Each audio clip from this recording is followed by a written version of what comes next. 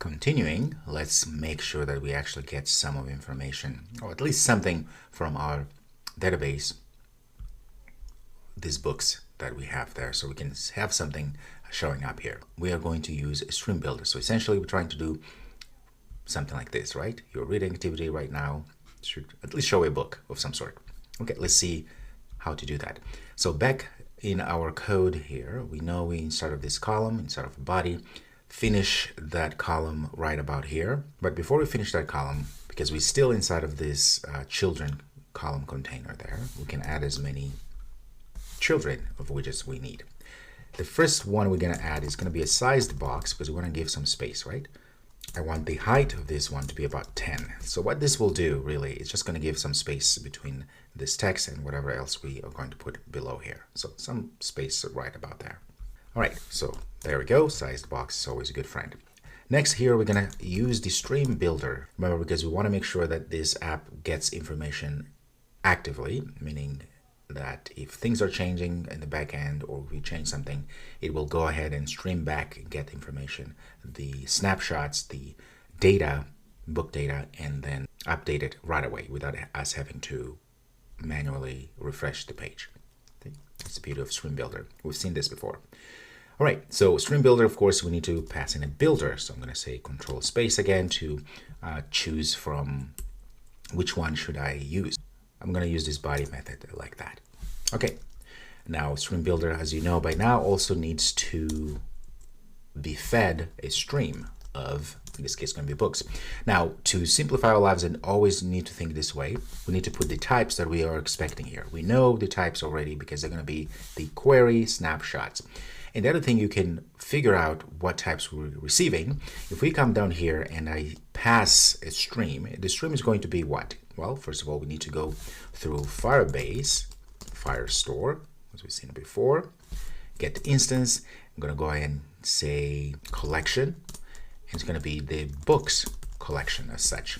And then, of course, I need to go and say dot snapshot, right? Once that happens, if you hover over, it's going to say it's going to be a stream of query snapshots. So this is the type that I want. So we can copy that and put inside there. Okay. Now let's go ahead and extract this because that's what we do. Let's extract a variable. And there we go. So now we have these extracted at the top here. It's going to be the same thing as this. We could leave as snapshots, but yet we're going to make this even better. I'm going to get rid of the snapshots.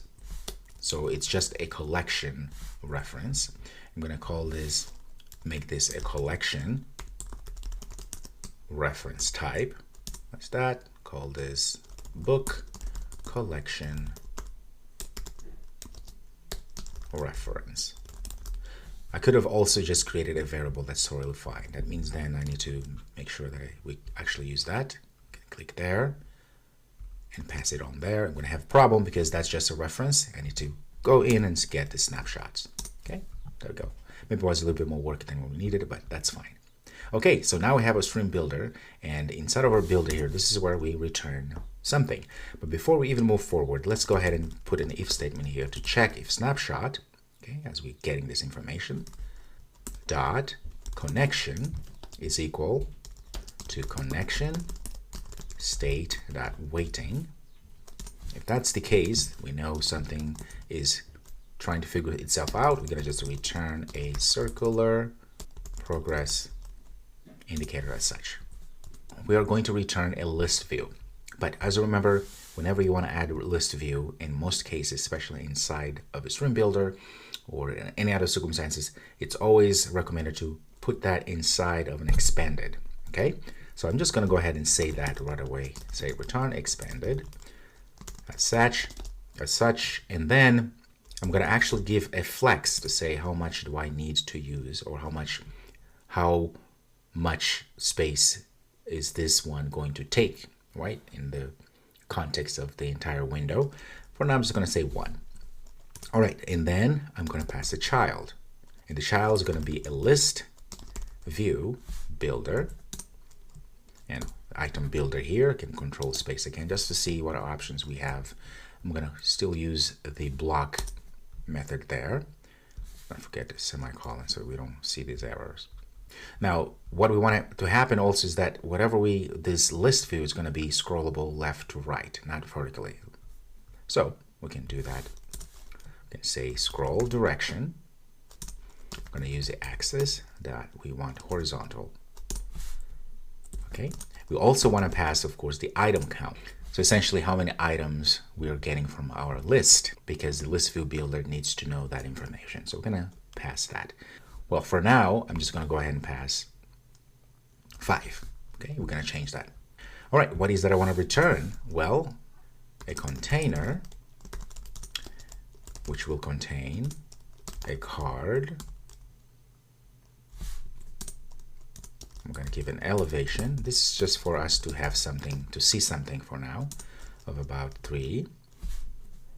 And the child is going to be list tile as such, and the title,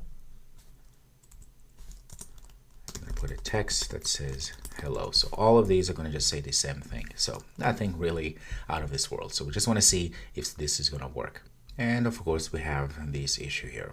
Okay, it's a lot of things. Let's just click out of this. Let's go to terminal to try to decipher what's going on. Console, unexpected value, null value. There's a lot of gibberish here. Go down. So list view, unexpected value. Okay, so this is the problem here. What may be?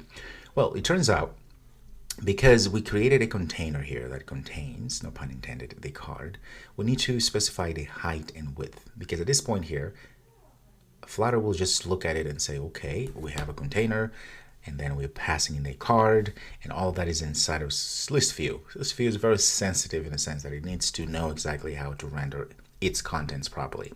So let's start by putting a width here, just real quick, of about 150. 59, that's fine. Height is going to be about 200. Doesn't really matter at this point. Let's go ahead and save and see if this is going to help us at least see something. And voila, you can see now we have 1, 2, 3, 4, 5. So if we were to add more of these items, let's say 15.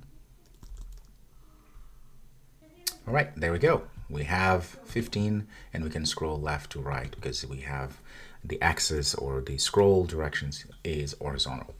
All right, so it's working. Of course, this is not what we're looking for, but at least we see that the list view is working properly. Now, the idea, obviously, is to get something like this.